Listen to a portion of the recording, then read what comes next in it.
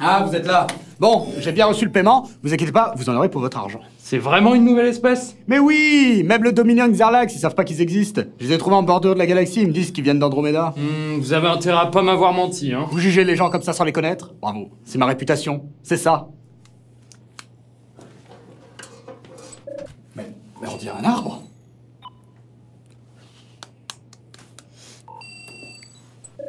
Vous êtes passionné de sinusoïdal?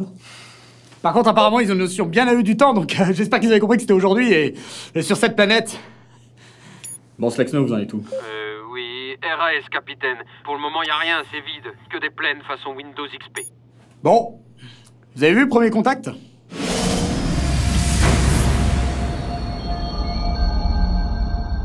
C'est pas peu dire que je l'attendais, ce film. Bon, déjà, j'aime beaucoup le travail de Denis Villeneuve jusqu'à présent. C'était son premier film de SF, et surtout, son dernier film avant Blade Runner 2049. Donc on peut dire que c'était une forme de test pour moi. Et vous vous en doutez, j'avais aussi énormément d'attentes par rapport au sujet. Enfin, un film de SF qui se concentre sur cet aspect passionnant qu'est la prise de contact avec une espèce extraterrestre. Oui, parce que je me suis un petit peu mal exprimé dans l'épisode sur Alien Contact, c'est pas à l'ensemble de la science-fiction que je reproche d'être frileuse sur ce sujet, en fait c'est plus au cinéma. C'est vrai qu'en littérature, le sujet a été beaucoup plus traité. Oh là là, mais c'est toi qui fais tes chroniques pourries dans ton vaisseau délingué. Ouais, c'est moi. Bon, du coup, qu'est-ce que j'en ai pensé? Eh bien... Non mais je m'en fous! Ça fait 3 heures qu'on est là, j'ai pas eu de petit-déj. Où est-ce qu'ils sont? Où? Ils arrivent. Bon, je vais pas cracher dans la soupe, j'ai vraiment passé un super moment et c'est un très bon film. Si je me mettais à défoncer Premier Contact, c'est que vraiment, il y a plus d'espoir dans le cinéma du 21e siècle. C'est juste que, comme d'habitude, eh ben, j'en attendais trop. Et si j'ai vraiment été emballé par la première partie du film, je suis beaucoup plus mitigé sur la deuxième. Bon, déjà, en termes de réalisation, de qualité esthétique, de direction artistique, on est quand même sur un très bel ouvrage, mais avec Denis Villeneuve, eh ben, on est habitué. La première grande qualité du film, c'est vraiment cette capacité qu'il a à nous impliquer profondément dans le ressenti de ses personnages. Et outre par le biais de l'ambiance sonore qui est exceptionnelle, il le fait grâce à 2 techniques de mise en scène différentes. La première, par exemple, c'est lorsque les personnages découvrent quelque chose. À ce moment-là, la caméra elle se met derrière eux à hauteur d'épaule, et du coup, en tant que spectateur, on découvre cette chose en même temps.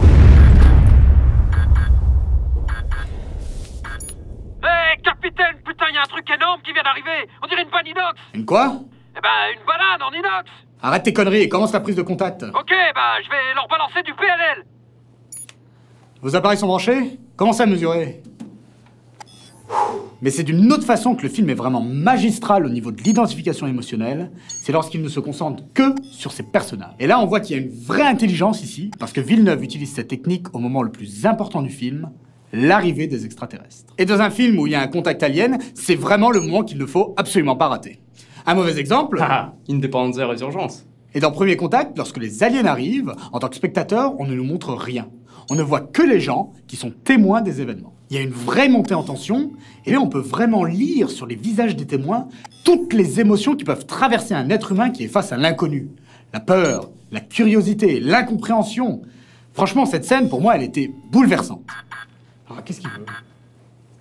Comment on a s'y trompé du fils de Windows XP, te réponds pas, t'es un code niché, oh là là. J'ai trouvé ce moment extrêmement réussi et maîtrisé, et c'est vraiment couillu de la part du film de décider de ne rien nous montrer tant que les personnages eux-mêmes ne sont pas envoyés sur place. Et ce choix, il se justifie aussi parce qu'il nous met dans un état d'attente presque primitif.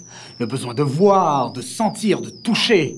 Et d'ailleurs, c'est exactement comme ça que les personnages vont réagir. Quand Yann Donnelly, joué par l'excellent Jérémy Renner, est face au vaisseau, son premier réflexe, c'est de le toucher du bout du doigt. Et la caméra, elle prend vraiment le temps de s'attarder sur ce moment fugace, mais qui est primordial. Et c'est pareil pour le personnage d'Amy Adams, qui est elle aussi excellente, qui en posant sa main sur la vitre qui la sépare des heptapodes, montre qu'il ne peut pas y avoir de vrai contact sans cette composante presque animale. Le fait que l'heptapode pose lui aussi son appendice sur la vitre, eh bien ça montre que peu importe le degré d'évolution de ton espèce, il y a des choses qui sont universelles. Capitaine, je crois qu'ils ont grave kiffé PNL. Mais comment ça? Ben, ils nous envoient des chocs à pic. Oh, délicieux. Je vous assure que c'est un professionnel. D'ailleurs, il y a d'autres choses qui me font penser qu'il y a une vraie volonté créative derrière ce rapport au primitif. Par exemple, la musique qui accompagne l'apparition du vaisseau. Elle ressemble vraiment à un chant de baleine, qui est une forme de communication très ancienne, qui a des milliers d'années. Il y a une symbolique très forte. Puis il y a l'apparence des heptapodes aussi. Au début, on voit que la partie basse de leur corps, mais dès qu'on les découvre dans toute leur grandeur, ils m'ont vraiment fait penser à ces Vénus préhistoriques ou à ces idoles de dieux oubliés. Il y a une vraie sagesse antédiluvienne qui ressort d'eux. Et ça m'a vraiment plu. Mais qu'est-ce qu'il y a? Moi, laisse tomber. Bon, déjà, tu vas m'ouvoyer, enfoiré. Tu vas arrêter de me regarder comme ça. Et il y a un autre message que nous transmet le film par le biais de notre ami linguiste. C'est qu'il ne peut pas y avoir de vrai contact sans confiance. Et c'est ce qui se passe quand elle enlève son scaphandre. Elle le fait pas uniquement pour elle. C'est aussi pour transmettre ce message. Je vous fais confiance. Et on le verra par la suite dans le film, notamment au niveau des humains qui, eux, ont beaucoup de mal avec ça. Au niveau de la forme, de la direction artistique, tout ça, vous avez compris, j'ai kiffé. Mais qu'en est-il du fond? Ah bah, c'est toujours mieux que PNL. Mais chacun ses goûts! T'es qui pour critiquer? J'ai horreur des gens comme toi. On va déjà aborder l'aspect pour lequel je suis allé voir ce film. La communication avec une espèce extraterrestre. C'est là que j'ai commencé à déchanter. Toute la première partie du film représente assez bien la chose, il y a une vraie réflexion derrière, il y a un soin apporté à tout ça, et en plus, il respecte assez bien la nouvelle dont il est tiré, The Story of Your Life, de Ted Chiang. Mais à un moment, bim, gros montage de plusieurs mois, et on passe d'un stade où on galérait à communiquer, à un stade où c'est bon, on est BFF, Best Friend Forever. Quoi? Ouais, capitaine, je suis en communication. Il me parle, là, je comprends tout. Vas-y, Validox, envoie le son, allez. Haha, la musique est bonne, j'adore ça, c'est trop bien. Tu veux une sucrète? Non, je suis vegan. Et là, j'ai commencé à grincer des dents. Parce que je me suis rendu compte que j'étais pas du tout devant un film qui allait me parler du contact interespèce. Et qu'en fait, c'était juste un prétexte. Mais à la limite, soit, même si j'étais déçu, je peux pas reprocher au film mes propres attentes. Non, ce qui m'a déçu, c'est que le film triche. Et qu'il triche juste pour me surprendre lors de son twist final. On va spoiler ici, mais en gros, la première scène du film nous montre Louise Banks avec sa fille, et on comprend que celle-ci est morte d'une maladie. Et hop, dans la scène suivante, on se retrouve juste avant l'arrivée des aliens, et en tant que spectateur, on se dit que c'est après la mort de sa fille, et toute notre appréhension du personnage est telle que, on se dit que c'est une personne en deuil. Puis le film se déroule, et au fur et à mesure de son évolution dans la compréhension de la langue des heptapodes, le film nous montre qu'elle commence à avoir des visions de sa fille, ce qu'on croit être des flashbacks. Et lors du twist final, qu'est-ce qu'on apprend? Que sa fille n'est pas encore née, que le futur père c'est Jeremy Renner, et qu'en fait c'était des visions du futur, et que c'est parce qu'elle maîtrise la langue heptapode qu'elle a ce pouvoir de voir l'avenir. Oh, mais t'es en train de me spoiler! Alors pour la deuxième fois c'est vous, ensuite on dit pas spoiler mais spoiler, puis je viens de réfléchir, mais en fait les véganes, ils ont le droit de manger du sucre, qu'est-ce que tu racontes? Et enfin, je t'avais prévenu que j'allais spoiler! De toute façon, je t'écoute pas. Bon bah fous-moi la paix et regarde tes instruments. Dans le film, il cite l'hypothèse dite de Sapir-Whorf, qui veut que la langue que l'on parle influe sur notre manière de voir le monde. Sauf qu'ici, il la pousse à l'extrême, et par là je veux dire que cette hypothèse, elle veut absolument pas dire qu'on pourrait avoir une quelconque influence sur le temps, mais bon, on est dans de la SF après tout, c'est une bonne idée, ça me parle. Mais là où j'ai le sentiment qu'on se fout de ma gueule, eh bien c'est parce que toute la construction de ce twist est complètement artificielle. Parce que pourquoi on monte sa fille dans la toute première scène, alors que dans la scène suivante, elle parle pas encore l'heptapode? Mais pourquoi tu gueules comme ça? Mais parce que je suis énervé. Donc elle n'a pas le pouvoir de voir l'avenir, donc cette scène n'est là que pour nous leurrer sur la situation dans laquelle se retrouve le personnage. Du coup, moi je l'avoue, j'avais pas deviné. Et pourtant j'avais toutes les clés. Depuis le début du film, j'arrêtais pas de me demander, tiens, putain, c'est bizarre, elle parle jamais de sa fille ou de son ex. Si elle va pas bien dans sa vie à la suite d'une expérience aussi traumatisante, pourquoi est-ce que l'armée prend le risque de faire appel à elle? Je commençais même à essayer d'analyser ce qui se passait dans l'histoire au moment où elle avait ses visions, parce que j'arrivais pas à comprendre pourquoi le film y accordait autant d'importance. Bref, là où c'était justifiable dans la nouvelle, puisque la linguiste narrait l'histoire après l'arrivée des heptapodes, là c'est juste une pirouette pour apporter cet effet waouh. Et c'est vraiment dommage, parce que le twist final, il aurait quand même fonctionné même sans cet artifice. Mais regarde, bon sang! Oh putain! Sexto, tu comprends ce qui se passe? Eh bien, là, je vous rappelle. À partir de là, mon regard, il a changé. J'ai même commencé à remettre en cause ce qui me plaisait dans le film. Faut dire que jusque-là, j'étais accroché à mon siège. Tout me plaisait, le son, la musique, les personnages, les effets spéciaux. Mais avec cette déception, j'ai commencé à me dire... c'est trop parfait. Ah, les salauds, putain. Hein, ils savent ce qu'ils font. Ils savent très bien qu'en mettant cette musique à ce moment-là, ça va être kiffant. Ils savent très bien qu'en mettant cette ambiance ou ce plan à cet instant précis, ça va être efficace. Je suis entré dans une espèce de paranoïa et de cynisme extrême, et j'ai commencé à ne plus reconnaître les qualités du film comme étant le fruit de la vision de l'auteur qui est Denis Villeneuve, mais plus comme venant d'une espèce de complot marketing. J'affirme pas que c'est le cas, mais c'est juste pour vous faire comprendre un petit peu l'état d'esprit dans lequel j'étais à la fin du film, alors tout le monde applaudissait, et que moi j'avais une impression bizarre. Et maintenant que je me suis soulagé de ça, le film, il parle de quoi? Eh bien tout simplement de l'importance de la communication, de l'écoute, de l'empathie, et même de l'amour. L'amour de Louise pour sa fille disparue. L'amour du général chinois pour sa femme décédée. Cet amour qui pousse les êtres humains à prendre de bonnes ou de mauvaises décisions. Et là, on rejoint un petit peu le propos d'Interstellar avec un amour comme réelle force universelle, puisqu'en agissant sur les individus, elle déterminerait toute chose. Et de cet amour découle la question de la communication, qui est centrale dans le film.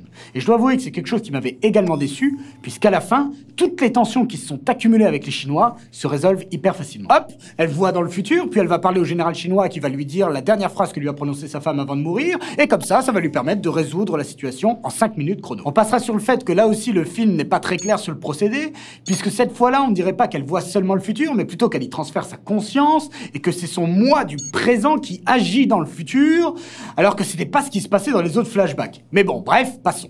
Et je me suis dit qu'il y avait un message caché derrière ça, que dès qu'on s'écoutait un petit peu, les problèmes se résolvent très vite. Et c'est là que le film et la nouvelle dont il est tiré sont d'excellente qualité, parce que les heptapodes, ils le disent eux-mêmes, ils auront besoin de nous dans 3000 ans. Et pour cela, ils nous offrent une arme. Et cette arme, c'est la langue. Et grâce à la puissance de cette arme, on obtient la paix. Et sans effusion de sang. C'est bon? Vous avez vu ce que vous vouliez? J'ai eu des signaux, mais j'ai rien compris. Bah oui, c'est ce que je vous dis depuis le début. Parce que vous ne savez pas écouter. Ah bon, parce que selon vous, Chocapic, Baleine, Statue Boomer, Banana Split, Smiley, ça veut dire quelque chose. Oui. Tout à fait. Ça se dit scientifique, hein? Je suis extrêmement déçu. Je veux du T, je veux du I, je veux du P. Et puis t'as qu'à t'abonner. On est là, on est là, on est là. Je te viscère une chronique sous OP. Partage-la si t'as aimé. Clique en bas, clique en bas, clique en bas. Bon, vas-y, explique-lui parce qu'il comprend rien. D'accord. En fait, le vaisseau est une sorte de baleine qui se transforme en statue lorsqu'on écoute du PNL. Pour les Chocapic, je pense, mais enfin je suis pas... Bon, ça suffit, j'appelle la Space Police. Merde, tu vas appeler personne. Viens, Slex, non, on s'en va. Je suis désolé, hein, moi j'ai fait ce que j'ai pu. Mais tu vas me rendre mon fric! Mais fous-moi, putain! Bon, tu vas bien. Ouais. Mais tu dis rien. Ouais. Je chante pas bien. Ouais. On comprend rien. Ouais. Cocon en acier trempé, tu fils de Windows XP, te réponds pas, t'es un god niché. Oh là là. 4 pattes et t'es une tortue, j't'ai totalement abattu, j'te cause mec, t'as pas répondu. J'suis seul sur cette planète. J'vois pas qui t'es, pourquoi t'es là, discute avec moi. Chapeau pointu.